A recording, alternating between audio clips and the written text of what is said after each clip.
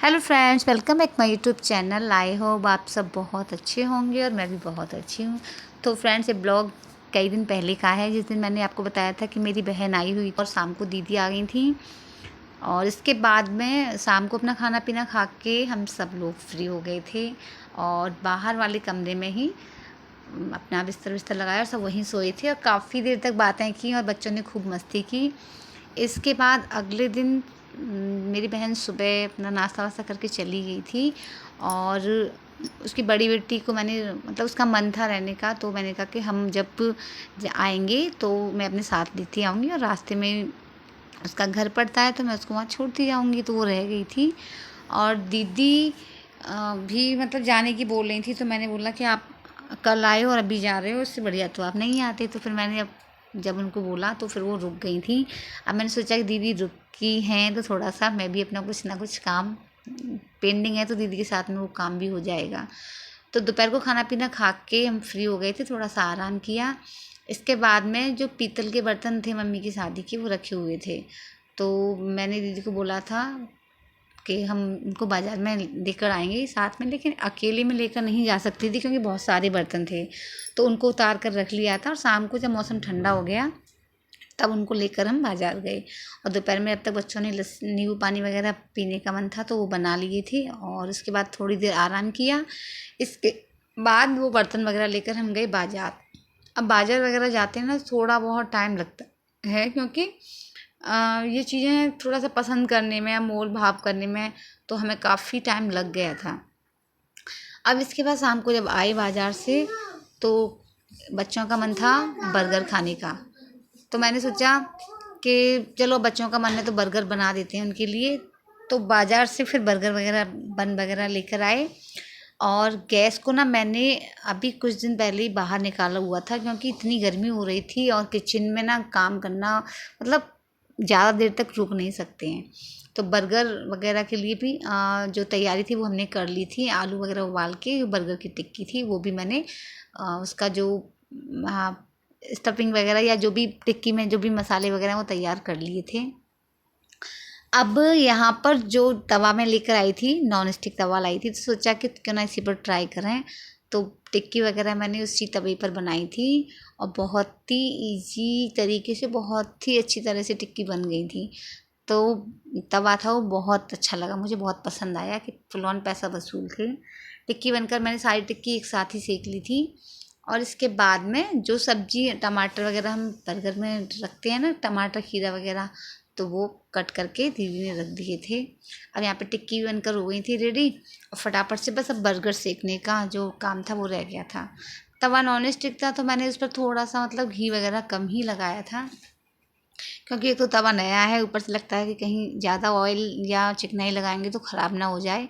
सेकने के बाद में मैंने उस पर ऊपर से घी लगा दिया था और इधर दीदी और सार्थक बर्गर पर जो भी बाकी की जो तैयारी थी सॉस और चटनी वगैरह लगा के वो बच्चों को देते जा रहे थे। बच्चे वगैरह सब हमने उनको वहीं बिठा के रख लिया था कि अपना खा पी के फिर एकदम फ्री होके जाएँ क्योंकि फिर अब बाहर हैं, अंदर बाहर होते रहते हैं, पानी लो ये वो चक्कर से काटते रहते हैं। तो फिर मैंने उनको वहीं बिठा दिया था, वहीं पर सब बैठ कर के इकट्ठा खा लेंगे। अब बर्गर वगैरह खा पी के अपना सब लोग हो गए थे फ्री। इसके बाद अगले दिन सुबह दीदी को भी जल्दी जाना था और क्योंकि एकादशी वगैरह थी क्या था तो पूजा वूजा का कुछ मनसा पूजी का करना था और मैंने एक दो बार मना भी किया था बट वो बोली कि मुझे जाना ज़रूरी है तो फिर वो चली गई थी। अब इसके बाद उस दिन तो पूजा वूजा में अपना टाइम निकल गया। मेरे बर्थडे पे तुम क्या दिलवाओगी? बोली चल ठीक है काकू, बेबी मेरे बर्थडे पे तुम क्या दिलवाओगी? ₹150 देगा। क्या क्या? 150 रुपया देगा साला। 10 रुपया देगा? 150। अब इसके बाद ये वीडियो है 6 तारीख का।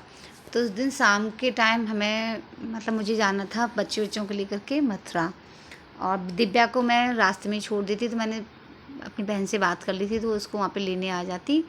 अब जा रही थी तो सोचा कि घर में जो भी काम होते हैं तो पूरा करके जाऊँ क्योंकि कहीं से वापस आओ फिर वो फैला फैला सा काम दिखता है ना तो थकान हो जाती है, ऊपर से फिर वो इतने सारे काम। तो मैंने अपने जितने सारे कपड़े थे वो तय बना के रखे, फिर कपड़ों पे प्रेस की, जो कपड़े मुझे लेकर जाने थे उन पे प्रेस की और बीज वगैरह भिगो कर रख दिए थे। अगर मैं उनको धो के नहीं जाती तो उसमें स्मेल हो जाती, तो मैंने उनको भी धो करके सुखा दिया। अब मेरे पास 2 बॉटल थी कि जब तक बच्चे भी खाली बैठे थे तो मैंने उनको भी काम में लगा दिया। मैंने सुबह को बोला कि वो जो बोतल थी उन पे पेंट कर देंगे, कलर कर देंगे, तो सुबह वो करने में लगी हुई थी। तो सुबह ने बॉटल पे कलर वगैरह कर दिया था और उसके बाद हम लोग निकल लिए थे मथुरा के लिए। और दिव्या को मैंने रास्ते में ही छोड़ दिया था, मतलब मेरी बहन आ गई थी उसको लेने के लिए। और रात को हम पहुँचे तो रात को तो कोई वीडियो नहीं बनाई थी। इसके बाद सुबह हमारी ट्रेन थी 6:10 की या मतलब 6:40 की थी शायद। तो हम सुबह जल्दी निकल गए थे और 11 बजे करीब हम वहाँ पर उतरे थे कोटा। तो बाहर ना इतनी ज़्यादा गर्मी हो रही थी, इतनी धूप थी कि मतलब मुश्किल हो गया चलना। अब इसके बाद वहाँ से हमने ऑटो किया और रास्ते में फिर हमें भूख भी लगी थी, तो ऑटो रुकवा के वहीं पे पास में ऑटो वाले को बोल दिया था कि भैया कहीं कोई दुकान वगैरह हो तो वहाँ पे हमें नाश्ता वगैरह करना है। तो वहाँ पे हमने कचौड़ी खाई और कचौड़ी ना वाकई में बहुत टेस्टी थी।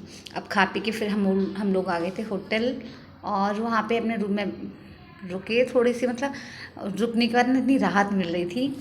अब फिर खाना पीना खा के दोबारा से पास में मेरी दीदी का घर था, तो थोड़ी देर हम घर वगैरह भी होकर आए। उसके बाद फिर वापस हम रूम में आ गए थे। अब शाम को 8 बजे से जो रिसेप्शन या पार्टी वगैरह थी ना वो स्टार्ट होने वाली थी। अब पूरा दिन ना कमरे में बैठे बैठे बोर हो गए थे, तो हमने सोचा कि थोड़ा सा बाहर घूम के आते हैं। तो बाहर आकर के हम लोग थोड़ा सा कोल्ड ड्रिंक वगैरह पी। इसके बाद थोड़ा सा अपना इधर उधर बैठ के टाइम पास किया। फिर अपना रेडी वेडी होके थोड़ा सा फिर पार्टी वार्टी स्टार्ट हो गई और 10-11 बजे तक वहाँ रुके, अपना खाना पीना खा पी के फिर अपने रूम में पहुँच गए, क्योंकि नेक्स्ट डे सुबह फिर ट्रेन थी।